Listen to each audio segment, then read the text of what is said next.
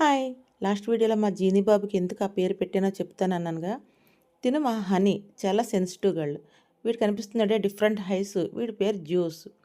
వీడు మహా పెంకోడు, lover boy. కాముగా ఉన్నాడా, సెన్సిటివ్ అయినా మా హనీని గోకాడు.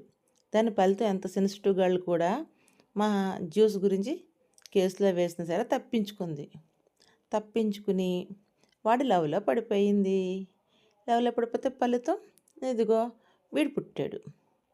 వీడు పుట్టితే వీడికి ఏం పేరు పెట్టాలా అని ఆలోచిస్తే మమ్మీ పేరు హనీ, డాడీ పేరు జ్యూస్.